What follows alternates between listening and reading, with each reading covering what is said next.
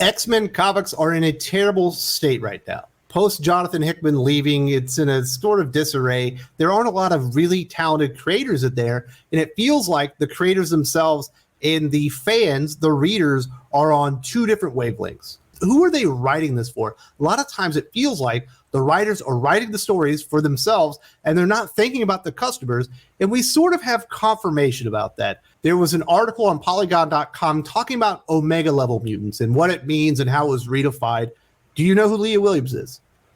The phenomenal X-Men writer that brought us X-Men Extremis in the Age of X-Men event. If you don't know what that is, that's the story that we all wanted, where we basically ship Blob and Psylocke. I think everybody had been waiting to read that story. It turns out that that's not the case because no one read it.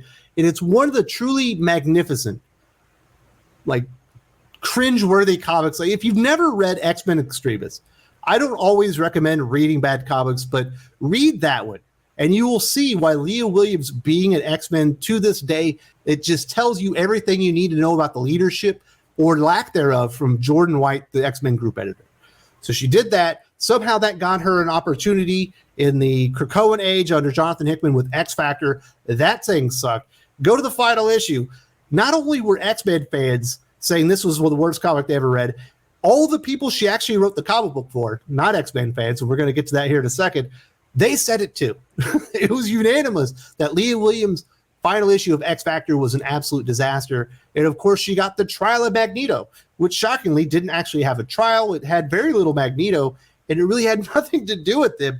But that was par for the course for Leah Williams, who is one of the most untalented writers in Marvel Comics, one of the most untalented writers in all of comics. But Leah Williams is absolutely terrible. I'm going to tell you why she's terrible and why everything she writes and a lot of what we're working with in reading in X-Men sucks right now. It all comes from her mouth. You're not supposed to say this stuff out loud. I do have a few other examples about Omega level mutants and other writers who are more successful right now.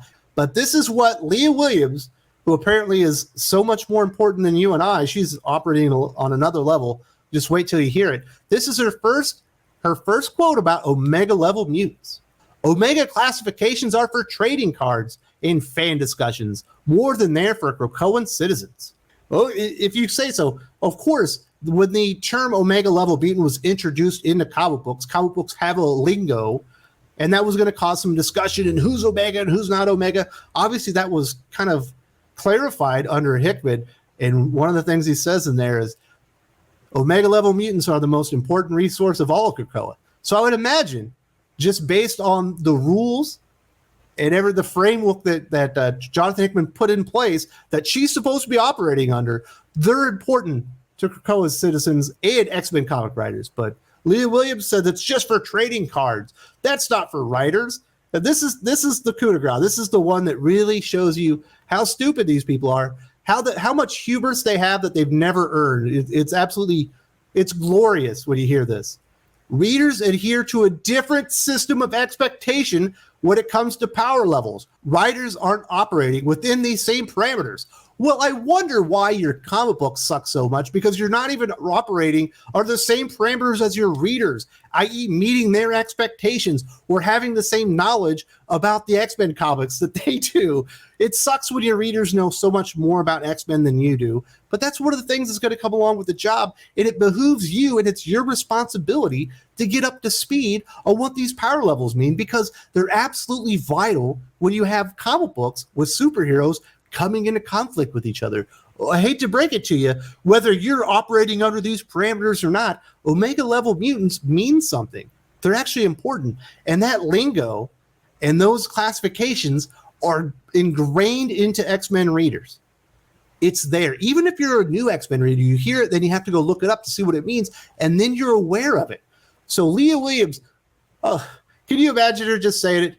Readers adhere to different systems of expectations. How about you start adhering to an expectation that readers will actually enjoy your comic book, because you haven't really been delivering that for a long time. And when you see shit like this, you can absolutely see why. Why is this person even in the X-Men office? Why hasn't Jordan White, the group editor, done anything to address this? This was said to what is supposed to be an important website when it comes to pop culture. Readers adhere to different systems of expectations. when it comes to power levels. Writers aren't operating within these same parameters. What the fuck is going on with the X-Men office?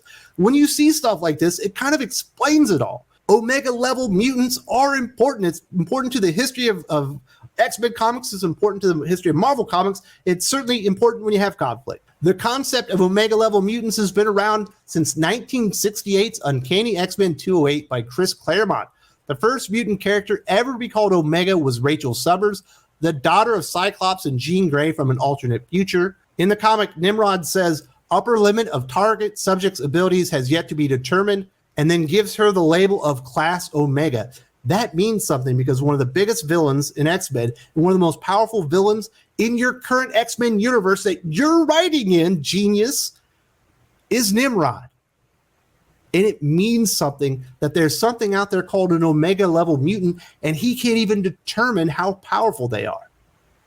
It might mean that Rachel Summers is important. It might mean that Charles Xavier is important. It might mean that Storm's important. It might mean that Iceman's important, and Magneto, and all the other characters that have been classed as Omega level mutants. And Jonathan Hickman went out of his way to redefine and classify and put up framework for this because it was important to the storytelling in the universe you're working in. In 2019, House of X Powers of 10 writer Jonathan Hickman clarified that an Omega level mutant is a mutant whose dominant power is deemed to register or reach an undefinable upper limit of that power's specific classification. He went on to index 14 currently known Omega level mutants, providing the final word on decades of arguments because it was important. Jonathan Hickman is a successful writer. Jonathan Hickman has written things that have ended up in the MCU. He has written things that likely in 20 or 30 years from Marvel Comics will still be read by people. Leah Williams hasn't made one page of a comic that in 30 years anyone will remember. And you can see why, because Jonathan Hickman knows to X-Men readers, Omega level mutants are important. But to Leah Williams, we're not operating on the same parameter system. That's for cards and video game systems. That's not for actual storytelling, even though Jonathan Hickman, who wrote what felt like it was going to be the new era of X-Men, something that was going to redefine the genre and be important for years to come, I don't think it is anymore, unfortunately, because they kind of ruined his work, Leah Williams being one of them, and all the other jabronis in the X-Men office, Leah Williams, Tini Howard, Vita Ayala, Gerry Duggan. Hell, I guess we're going to even put Ben Percy on there after his X-Lives and Deaths of Wolverine debacle that he had. But these things are important. They're important to the narrative. They're important to the fabric of the comic book universe you are being paid to operate in.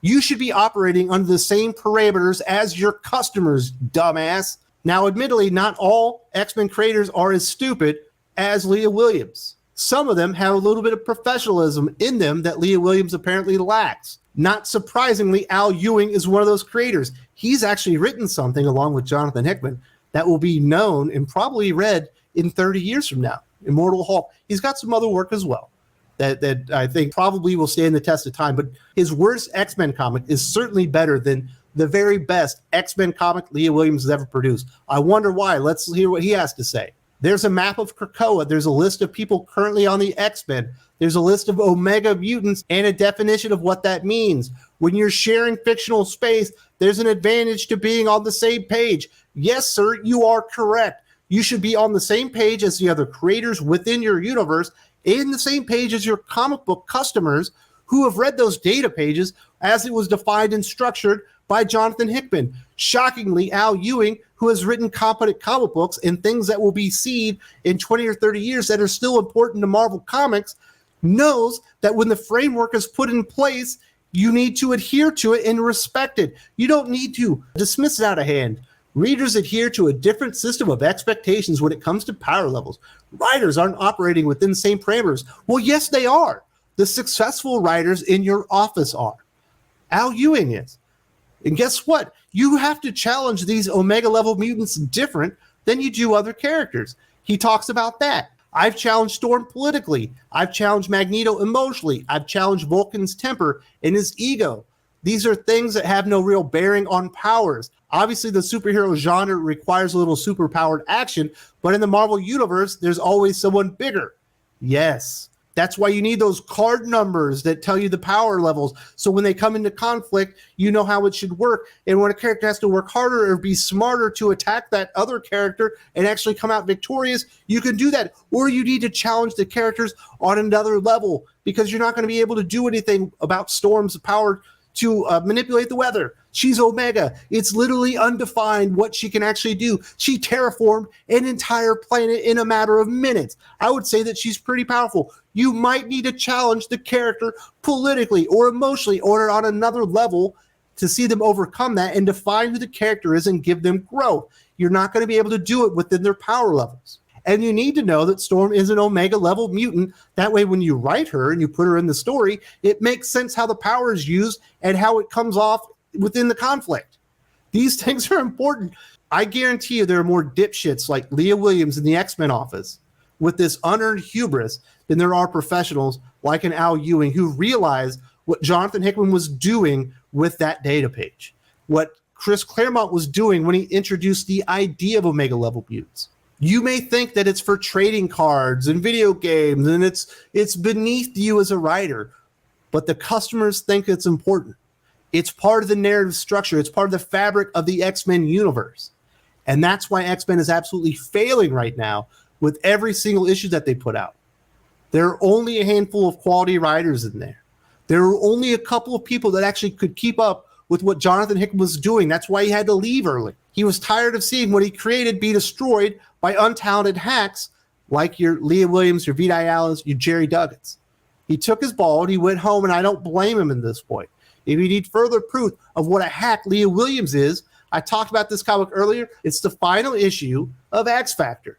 This is the comic book that not only X-Men fans hated, but all the Twitter weirdos that were actually pirating the book hated as well. You know you've done a bad job when the people that weren't spending money on the comic decide you need to be fired so they can go and steal comics from another person.